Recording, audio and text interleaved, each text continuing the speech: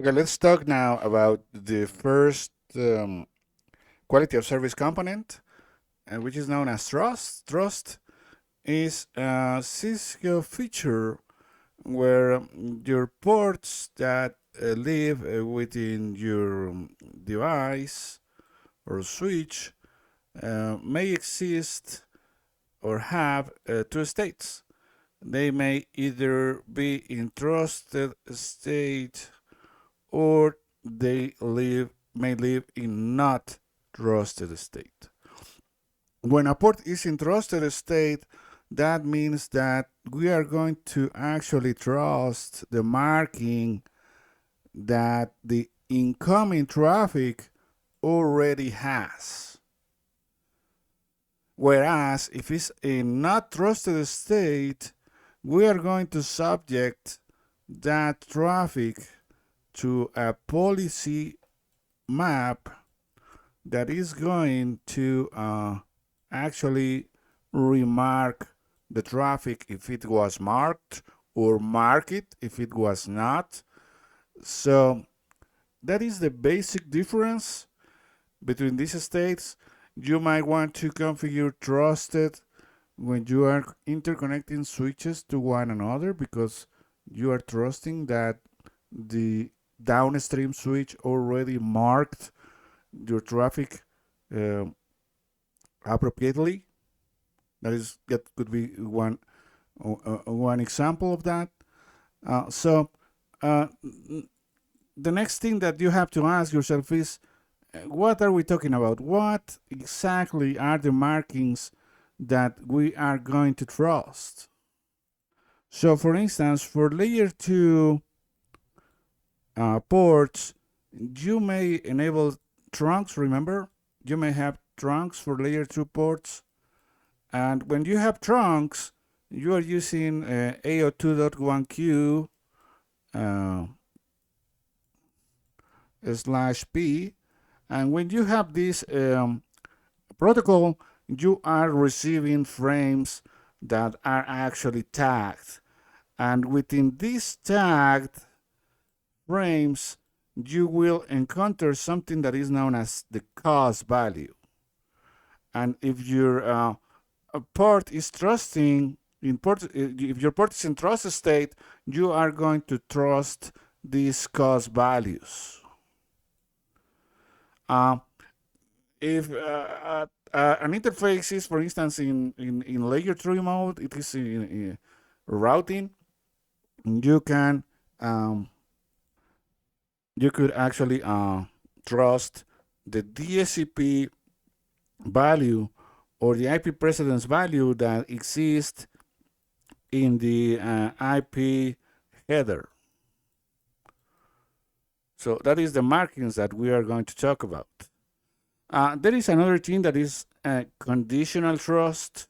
When we have conditional trust, you don't really know what will be the trust state at configuration time, because you are going to configure this port in such a way that it is going to use CDP in order to know whether or not the appropriate device is connected. So you can, for instance, configure conditional trust to trust an IP phone, a Cisco phone. So if you do that, this port is going to try and listen for incoming CDP frames coming from an IP phone, a Cisco IP phone. And in this example, if this port receives the appropriate CDP frame from this phone, then it is going to reach the conclusion that this port is trusted.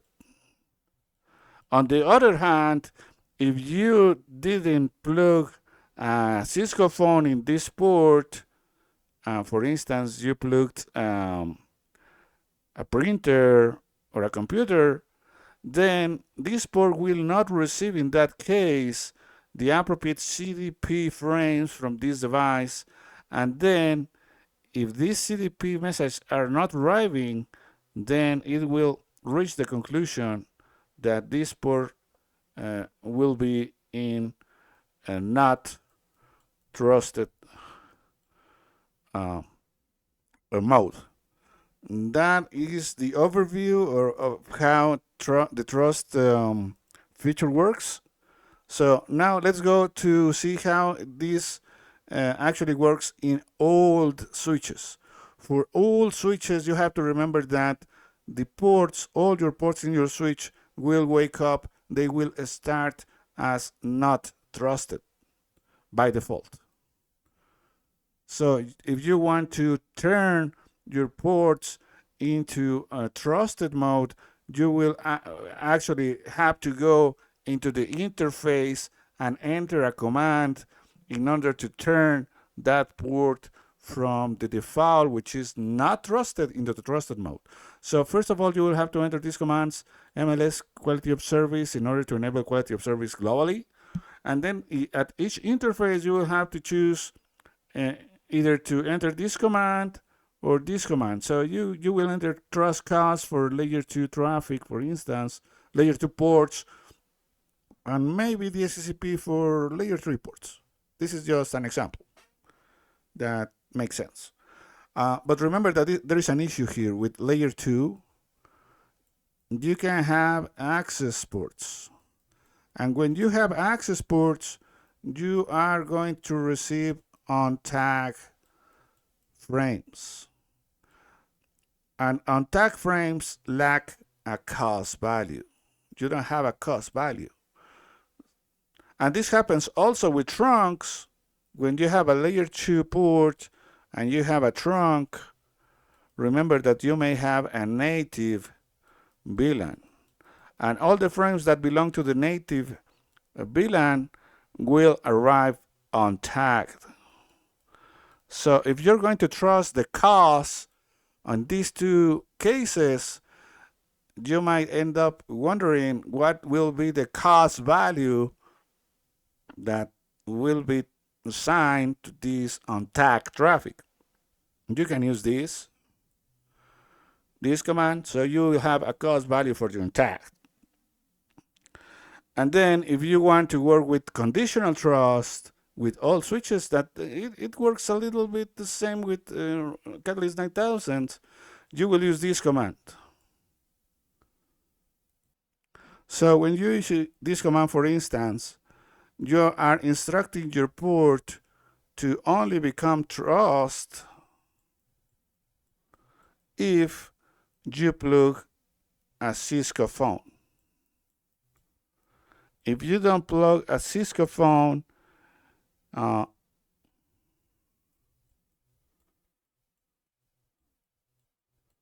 if you don't plug it, then it will be not trusted.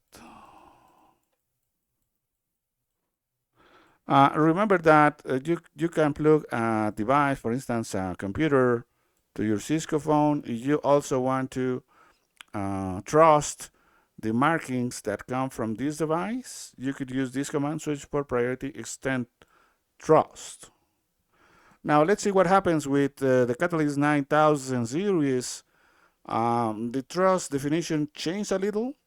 Trust enables traffic to pass through the device, and the DSCP precedents and cost values coming in from the endpoints are retained in the absence of any explicit policy configuration. So all your device in the Catalyst 9000 all your ports are trusted by default.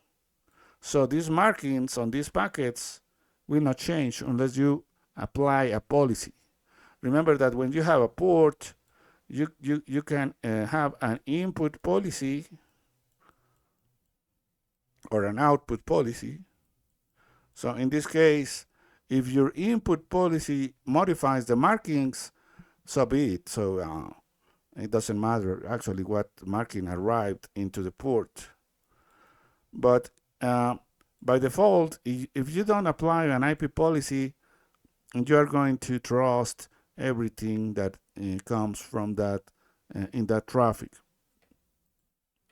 So for Catalyst 9000, it becomes a little bit more difficult to think about the concept of not trusted port because by default they are all trusted, and there is not a command to turn uh, a port into not trusted state. So, but we still have conditional trust. So with conditional trust in Catalyst 9000, you can trust a device, for instance, a Cisco phone.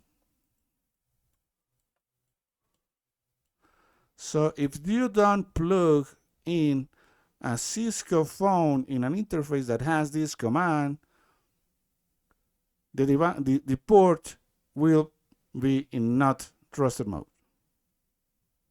So that will be the way to put a port in not trusted mode using conditional trust in Catalyst 9000.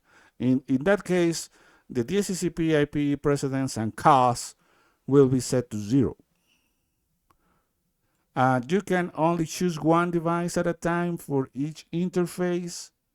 So, for instance, if you already have trust device Cisco phone in an interface, you won't be able to configure trust device IP camera. This will yield an error because you already are trusting a Cisco IP phone. So only one device at a time. So if you wanted to do it manually, you configure your trust manually in your Catalyst 9000. You could issue this command in order to do conditional trust, but you will still need to set up your input policies and output policies to do any other type of shorts. For instance, you will need an input policy map to mark traffic if this port become untrusted. And you will still set up an output policy map in order to set the appropriate voice over IP queues and so on. So you can do it manually. And the other option that you have in Catalyst 9000 is going for auto quality of service. In this case, you have these command options per interface. So you can go into an interface and type in auto quality of service trust. In this case, if your interface is a layer 2 port, this port will be trusting COS. But if your interface is a layer 3 routed interface, the auto quality of service will set it up so this interface will trust the DHCP value. But if you don't want to leave that so dynamically, you can type in this command so you can force this interface to eventually trust COS, or this command to make this interface eventually trust DHCP. And these are your conditional commands for AutoQOS. So if you want to use AutoQOS with conditional trust,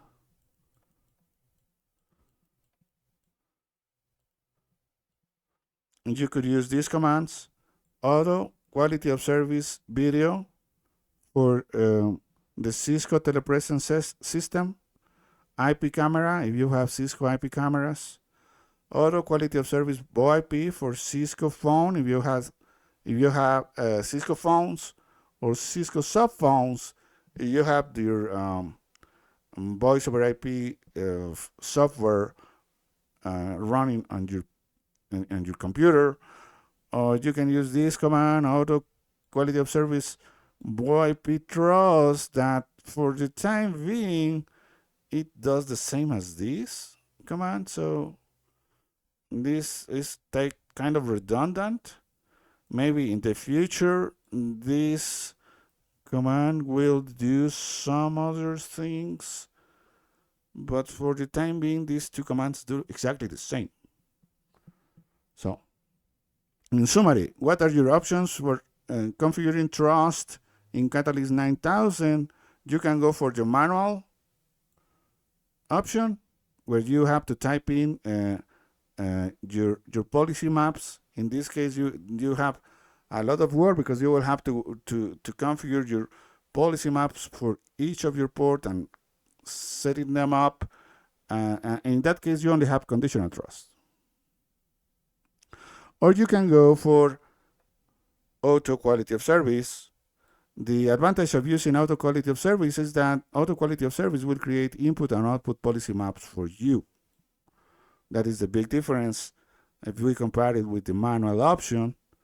You still have only conditional trust, or you can force to trust COS or DSCP on an interface, or leave it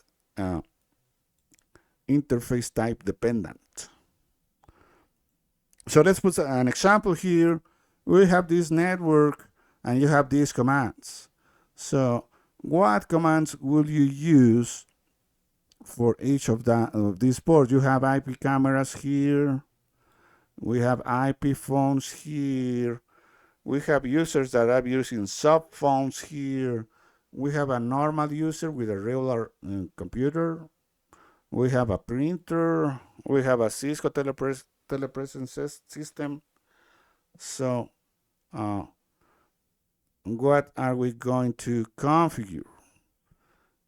So in this case, we are going to configure auto quality of service trust DSCP here, for instance. I am going to mark them as blue. So I'm going to configure here auto quality of service trust DSCP, because I'm going to trust the DSCP value that comes from my distribution layer. I am going to trust whatever comes from the upstream traffic into my access switch. So I'm going to configure auto quality of service trust DSCP here and here and here and here and here and here. So these are cameras. So I'm going to use the color green here. So at these points, at these interfaces, I'm going to enter these commands. Auto quality of service video IP camera. And for the IP phones, I'm going to use the command auto quality of service VoIP Cisco phone. This command here. For the devices that have sub phones, I'm going to configure auto quality of service VoIP Cisco sub phone. For the Cisco telepresence system, I'm going to configure here at this interface auto quality of service video CTS. Now, for these two devices, I'm going to have to go in and configure policy maps. So here and here, I'm going to have to be careful about the input policy map that I'm going to configure, because I am going to have to use a lot of ACL classification in order to figure out what type of traffic I am receiving and mark it accordingly.